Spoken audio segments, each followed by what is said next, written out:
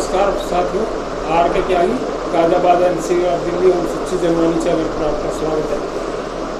Please subscribe my YouTube channel. आपका 1 second लगेगा, हमारे चैनल का विस्तार होगा, बड़ी मदद है।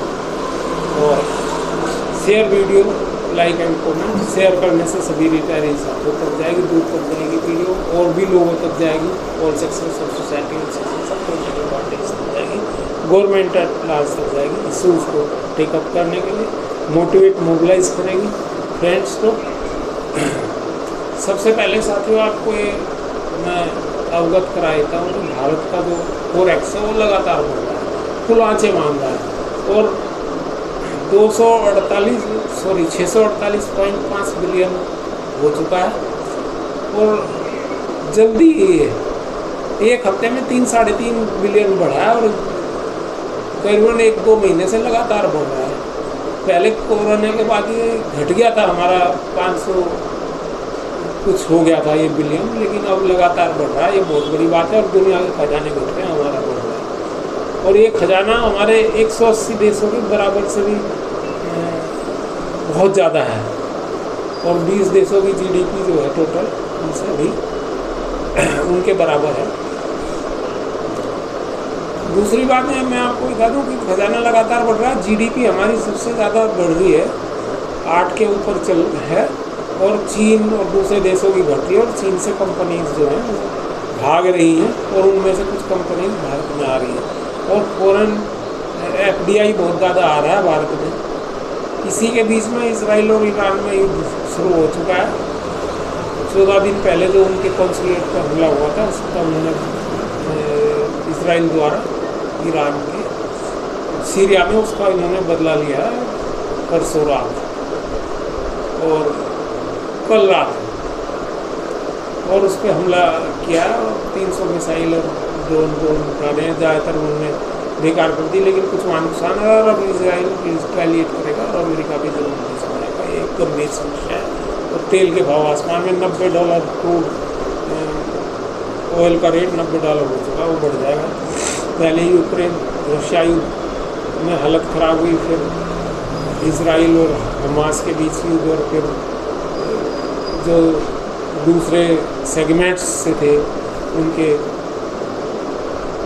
लेबनान वगैरह में इधर उधर जो फैले हुए थे हमास के अलावा, उनके हमदर्द उनके साथ हुए और ये एक बहुत गंभीरता के कारण बने। और भारत का भी एक जहाज़ जो इजराइल से आ रहा था भारत, वो उन्होंने कैप्चर कर लिया ईरान ने, और उसमें 17 भारतीय नाविक जो हैं वो भी फंसे हुए हैं वहाँ, उसको निकालने की तैयारी हो रही है।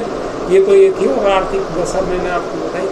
और एक अहम फैसला इन्होंने कर लिया, संकल्प पत्र में प्रधानमंत्री ने घोषणा की है कि 70 साल से ऊपर के हर व्यक्ति को, चाहे वो गरीब वर्ग का हो, चाहे वो उच्च मध्यम वर्ग का हो, चाहे वो मध्यम वर्ग का हो, सभी को 5 लाख का इंश्योरेंस, मेडिकल इंश्योरेंस, फ्री इलाज की सुविधा दी जाएगी।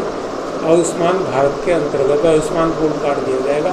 पहले ही करीबन 51.5 करोड़ लोगों का कवर मिला हुआ है और ये लोग बैठेंगे करीबन 3.5 करोड़ के लगभग, इनको 3.5 करोड़ का करेगा। तो हमारे जो एक डिमांड थी हमारी पेंशनर्स की, बैंक पेंशनर्स की, वो इसमें कवर हो जाएंगे। ये एक बड़ी और बात है, अच्छी बात है।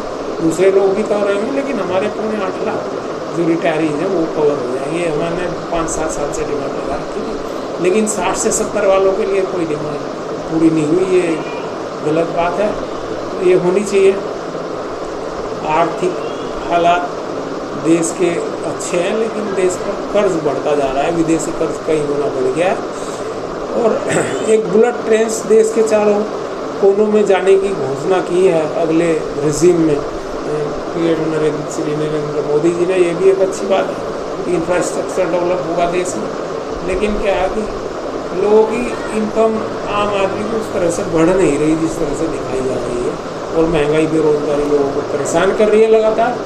तो ये इशूज़ हैं, इनको भी ध्यान करना चाहिए। और एक आवारा पशु वाले गाँव किसान में भी एक किसान हूँ, बैंक रिटायरिंग में, लेकिन किसान में ये समस्या लोगों की लगातार रहती है, उस पर ध्यान देना चाहिए। पिछले इलेक्शन में भी इस पर चर्चा हुई थी इलेक्शन पीरियड में, लेकिन बाद में कुछ हुआ नहीं, तो जो भी तो समस्या है साथियों। और बाकी ये है कि इलेक्शंस चल रहे हैं और जल्दी जो है 4 जून को नई सरकार आएगी, देखेंगे वो क्या क्या मुद्दे हल करेंगे, क्या क्या वो डिस्कस करके आ रहे हैं, क्या उन्होंने जो वादे हैं वो कहाँ तक पूर्ति होती है। और शेष ये कि रेलवे बड़ा इम्प्रूवमेंट हो रहा है रेलवे में, और ये जैसे आपका ये शुरू हो गई है रैपिड रेलवे, मेरठ तक तो नहीं हुई अभी, मोदी नगर तक हुई, दिल्ली से मोदी नगर, मेरठ तक शुरू हो जाएगी। और तमाम ये इंफ्रास्ट्रक्चर और सड़कें वगैरह तो ज़रूर बन रहे हैं, पर टोल टैक्स इतना ज़्यादा है कि आम आदमी को सालता है 150, 200 रुपये, 100 रुपये एक टोल टैक्स में एक साइड के लेना, ये एक तरह की लूट नज़र आती है। तो धन्यवाद साहब को, इतना ही। आर के त्यागी, गाजियाबाद, होशियार। थैंक्स।